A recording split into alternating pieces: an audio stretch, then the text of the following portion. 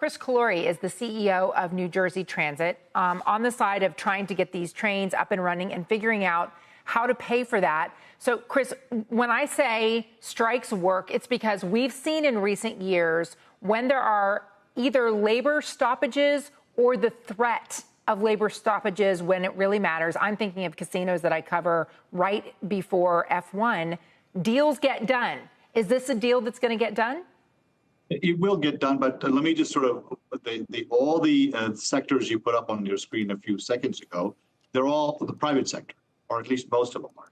The big difference between us and the ones that you put on the screen is we are a public agency funded by taxpayers of New Jersey or the fare payers of the system. So what we don't have are profits. All I get to use to run a system like this is through those two sources I just talked about. So a deal is possible, and I'm confident we'll get there. But I just wanted to sort of say to your viewers, I have an affirmative obligation to make sure I not only strike a wage that is fair for the unions, but I have to do it in a fiscally responsible manner. One could say, if I was politically expedient, I could say, what do I care? I'm going to make a deal and let somebody else pay for it. That is precisely how we get ourselves into trouble in this country. We make deals that somebody else pays for. We have to come back to some sense of normacy on the cost implications of decisions we make, especially in an agency that is. I think you're going to listen. Most of our audience watching, I imagine, is going to agree with that. I think that fiscal responsibility is something that we understand and we can wrap our mind around.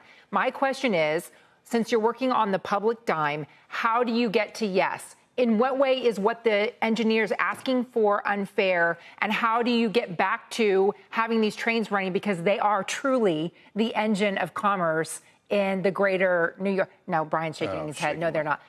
But a lot of people rely on them to get to their jobs. Well, look, I mean, I say this in the clearest terms possible. I understand that the 350,000 people that rely on our system to get to New York and other places, their lives are disrupted because of the strike. It was not a decision that I made. It's a decision that the union made. But to your point, this is a deal that can be imminently had. What we have agreed on 95% of the terms. Where we need to focus on is how do you get to a yes on what they want and do it in a fiscally responsible manner as far as I'm concerned. So for us, for me and Governor Murphy, that's a line in the sand that we just cannot cross. So we are going to work very hard today and over the weekend to try and stitch a deal together that achieves both those objectives, because they do not have to be in conflict. If a deal gets done at the price point they're talking about, Kris, what would be the cost impact on a ticket?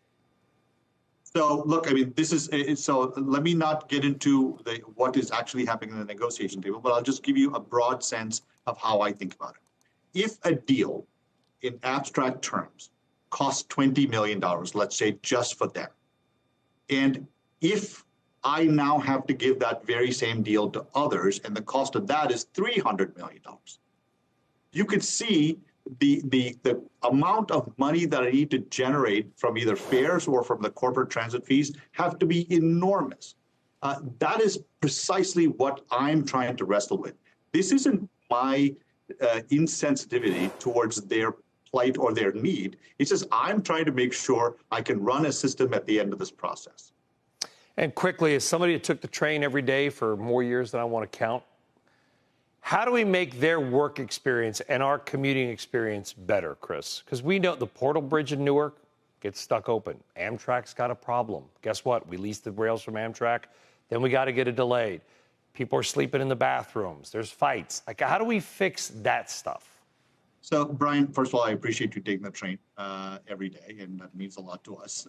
But the governor and I are focused on not only the infrastructure piece, but the train itself. I am sure you've been in cars that were built in the 1970s. It doesn't bode well for us as a country that we're in the 21st century and we're still operating cars that were built in the 1970s. We wouldn't tolerate that anywhere else in the world, but somehow we seem to tolerate it here. So the governor and I pledged, before we leave this December, we will place all the orders necessary to modernize the entire fleet by 2031.